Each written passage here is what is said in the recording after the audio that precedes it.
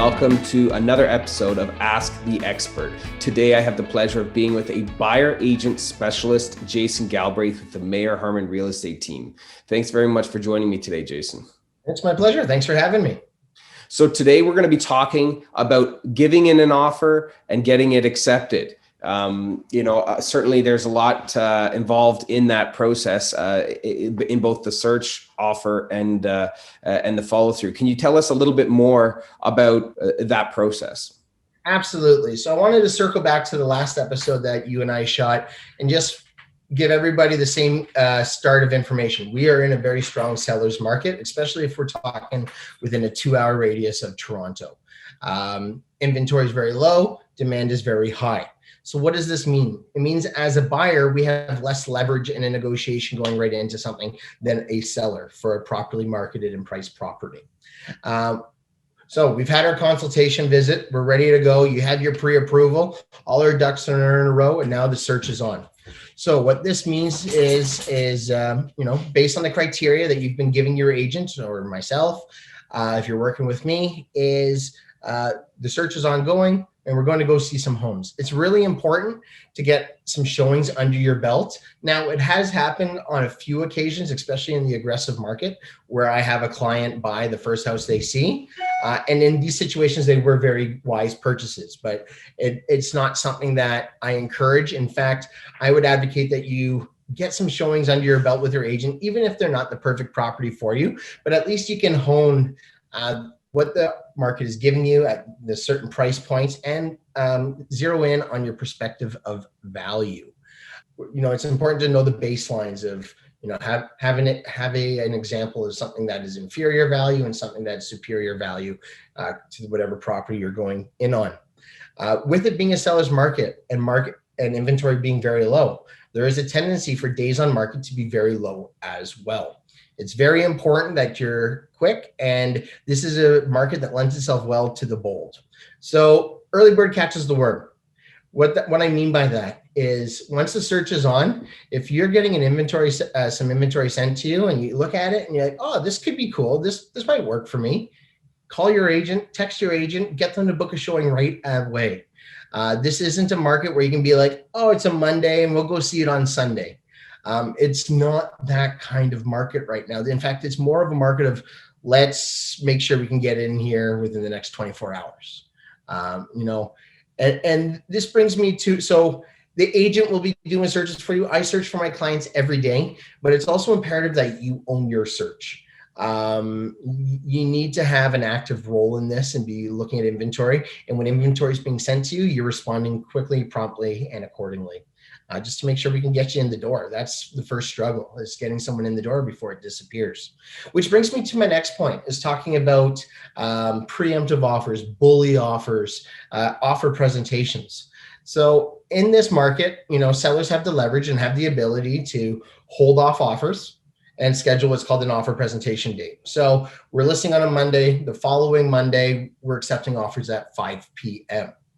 Now, the realtor, you have to remember, is always working for the seller. And so if the seller changes their plans, especially in a market like this, they might get 50, 60 showings in 1 week and feel like a refugee in their own home and might have to check into a hotel, what have you. It's exhausting at the moment, having to put up with that frequency and volume of showings.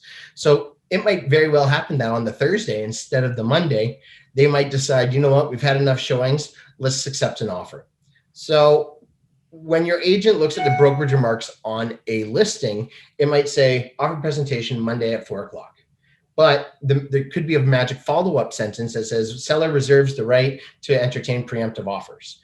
Preemptive offers are offers that are submitted, or bully offers, also known as preemptive offers, are submitted before the offer presentation date and time. It's an aggressive move. Sometimes it works, sometimes it doesn't.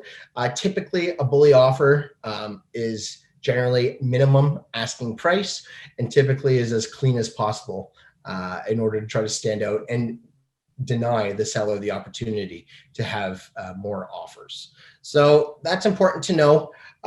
Just because there's an offer presentation date scheduled doesn't always mean you're going to get until that date to get into that house. If I can summarize, that's the biggest point I'd like you to take away from that. So you find a house, it's checking all the right boxes. You like it. It's in the right price point. It's time to put in an offer. You're going to review the comparable solds recent, especially in this market. 2 months out isn't necessarily the best indicator of, some markets are appreciating at a rate of 15 to 20% a year right now. 2 months can make beyond 2 months can make a really big difference to establish your baseline of value.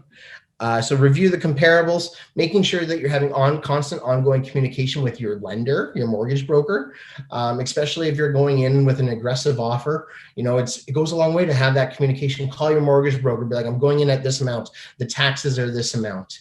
Can I do it? What level of confidence can I get financing for this property?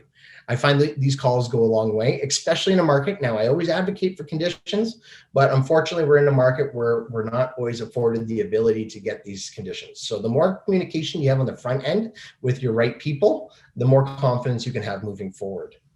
When it comes time to submitting an offer, really, there's only 5 things that are negotiated in an offer.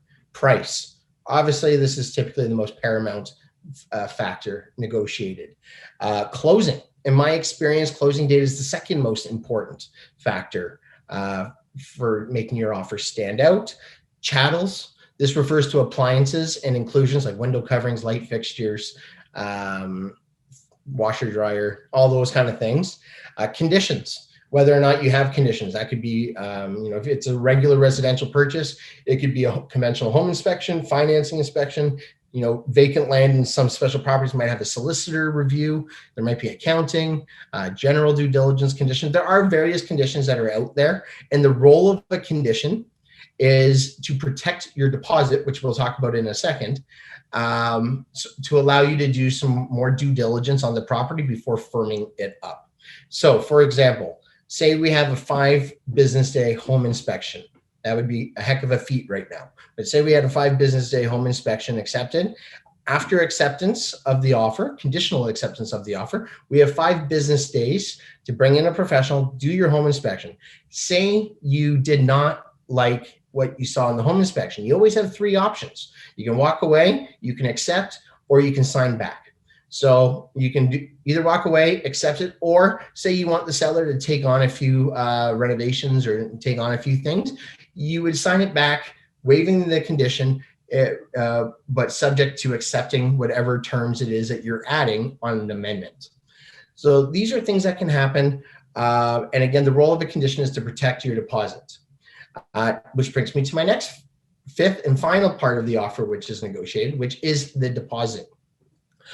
Sellers right now want to know that when they sign that dotted line and have an accepted offer, that deal is going to close. They do not want the hassle and the headache a week before closing of issues arising. The best and surest way to know that a buyer is committed to fulfilling their terms of the deal and closing is through financial deposits. Deposits are usually required within 24 hours, unless otherwise negotiated, of having an accepted offer or a conditionally accepted offer. This is something that I encounter with particularly my first-time home buyers quite regularly. If we are out there shopping for homes, you need to make sure, and realistically, let's say we're shopping at a $600,000 price point. Realistically, in the areas I serve, more often than not, you're looking at about $25,000 deposit. So making sure that, and you'll talk about deposit amounts and what's appropriate with your agent. I review it with my clients all the time. But you would put that deposit forward, and that's what's going to give those sellers confidence that you're going to close. Deposit does not cost you anything extra because there is a clause in the offer that your deposit gets automatically put in, adjusted into your down payment. The lawyers handle those adjustments before closing. So it's a higher sign of confidence. It's certainly a way that it doesn't cost you any more, but it can help your offer stand out and instill more confidence in the seller. But it is important to know that it is typically required within 24 hours. So if you're out there shopping and you're in a mindset of being ready to buy, you need to make sure that you have quick access to these funds. And it is typically done through wire transfer in the spirit of the times right now. And traditionally it was done through certified checks and bank drafts. And so once all these terms and conditions are negotiated, you get an accepted offer. We've talked about you might have a conditional period if you're lucky, but ultimately the ball is in your court at this point. Once you have a conditionally accepted offer or an accepted offer, no one can swoop in and take that deal from you unless you are somehow in breach of the terms and conditions of your offer. And the most likely one to happen is an expiry of a timeline that has been preset. Perfect. Yeah. So that's a lot, and it's certainly helpful. You've done a phenomenal job of explaining how the offer process goes and how to get it accepted and the importance of the different elements of that process.